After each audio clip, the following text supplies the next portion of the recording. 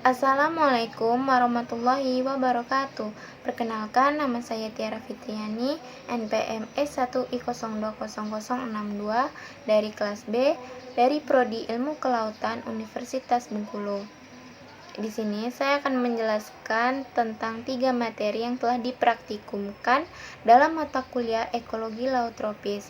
Yang pertama dengan materi ekosistem mangrove, ekosistem lamun, dan ekosistem terumbu karang. Baiklah, yang pertama saya akan menjelaskan tentang hutan mangrove. Hutan mangrove adalah hutan yang tumbuh di muara sungai, daerah pasang surut, atau tepi laut. Hutan mangrove bersifat unik karena merupakan gabungan dari ciri-ciri tumbuhan yang hidup di darat, di laut, dan di laut. Umumnya, mangrove mempunyai sistem peranakan yang menonjol yang disebut akar nafas. Sistem peranakan ini merupakan suatu cara adaptasi terhadap keadaan tanah yang miskin oksigen atau bahkan anaerob. Dalam 2 dekade ini, keberadaan ekosistem mangrove mengalami penurunan kualitas secara drastis. Hutan mangrove berfungsi sebagai strategis dalam menciptakan ekosistem pantai yang layak untuk kehidupan organisme akuatik. Keseimbangan ekologi lingkungan perairan pantai akan tetap terjaga apabila keberadaan mangrove dipertahankan.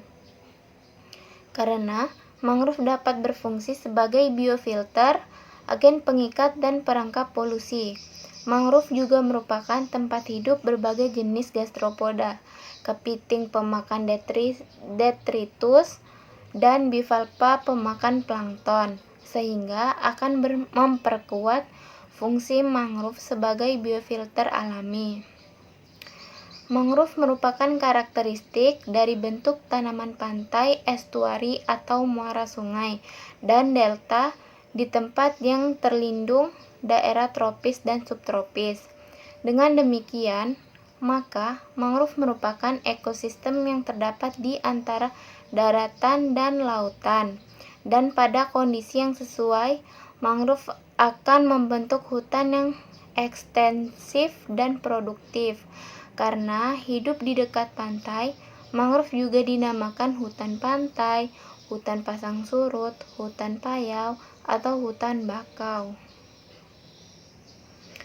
Dinamakan hutan bakau oleh karena itu sebagian besar vegetasi didominasi oleh jenis bakau, dan disebut hutan payau karena hutannya tumbuh di atas tanah yang selalu tergenang oleh air payau.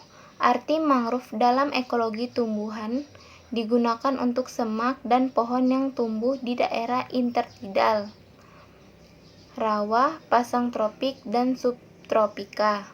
Tumbuhan ini selalu hijau dan terdiri dari bermacam-macam campuran apa yang mempunyai nilai ekonomis baik untuk kepentingan rumah tangga dan industri.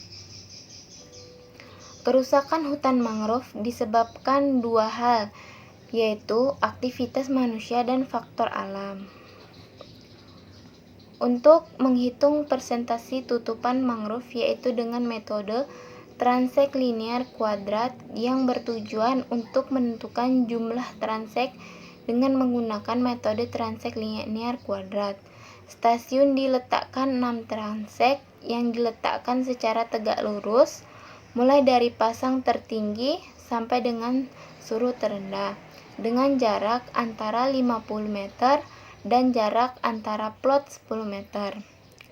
Pada transek diletakkan plot pengamatan sebanyak 6 plot yang diletakkan secara berselang-seling. Baiklah, selanjutnya yang akan saya jelaskan yaitu tentang lamun. Lamun adalah tumbuhan berbunga yang dapat tumbuh dengan baik dalam lingkungan laut dangkal.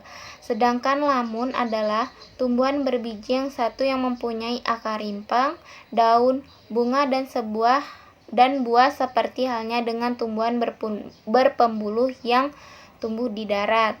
Lamun juga merupakan jenis tumbuhan Angiospermae yang dapat membentuk padang dan memiliki kontribusi secara ekologi yang cukup signifikan dalam meningkatkan kekayaan dan kelimpahan jenis organisme lain seperti ikan, invertebrata, dan tumbuhan epifit.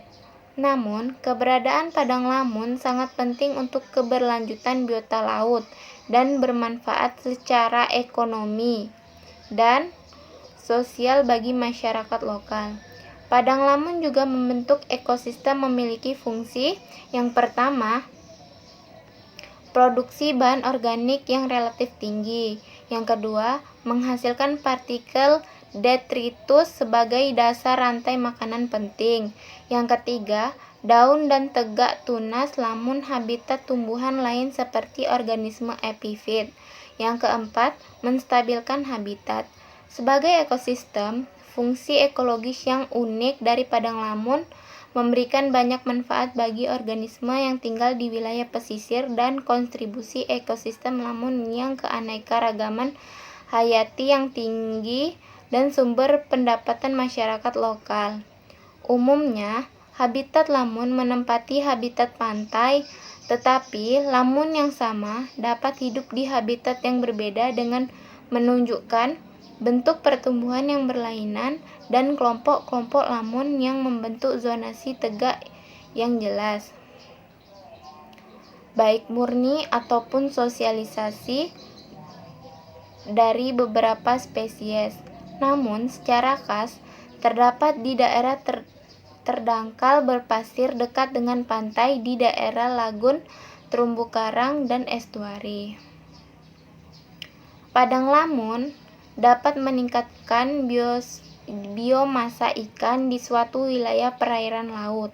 Peningkatan biomasa ikan dengan pendekatan konservasi ekosistem telah dilakukan melalui penataan ruang di 173 wilayah pesisir dengan sistem zonasi. Sukses pengelolaan dapat dimulai dari pemahaman tentang perubahan kondisi lingkungan secara spasial dan temporal yang memiliki pengaruh signifikan pada pertumbuhan dan kesehatan lamun. Baiklah, yang ketiga saya akan menjelaskan tentang terumbu karang.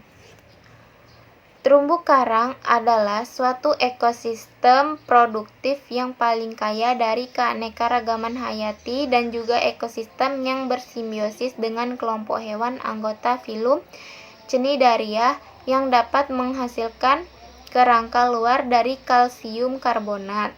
Kerangka dapat berkoloni atau sendiri, tetapi hampir semua kerangka karang hermatipik merupakan koloni dengan berbagai individu hewan. Terumbu karang hidup di pinggir pantai atau daerah yang masih terkena cahaya matahari. Karang atau polip menempati mangkuk kecil atau kolarit dalam kerangka yang masif. Terumbu karang dikenal sebagai ekosistem yang sangat kompleks dan produktif dengan keanekaragaman biota tinggi seperti moluska, krustasea, dan ikan karang. Biota yang hidup di terumbu karang merupakan suatu kesatuan komunitas yang meliputi kumpulan kelompok biota dari berbagai tingkat trofik di mana masing-masing komponen dalam komunitas terumbu karang ini mempunyai ketergantungan yang erat satu sama lain. Terumbu karang dikenal sebagai suatu komponen yang memiliki fungsi penting dalam ekosistemnya. Terumbu karang memiliki peranan ekologis yaitu sebagai daerah pemijahan, tempat pengasuhan, tempat mencari makan, dan daerah pembesaran bagi biota ekonomis penting. Selain dari peranan tersebut, terumbu karang juga memiliki peranan sebagai pemecah gelombang, pemecah abrasi pantai, dan ekosistem penghalang gelombang menuju ke pesisir pantai untuk menjaga stabilitas pantai.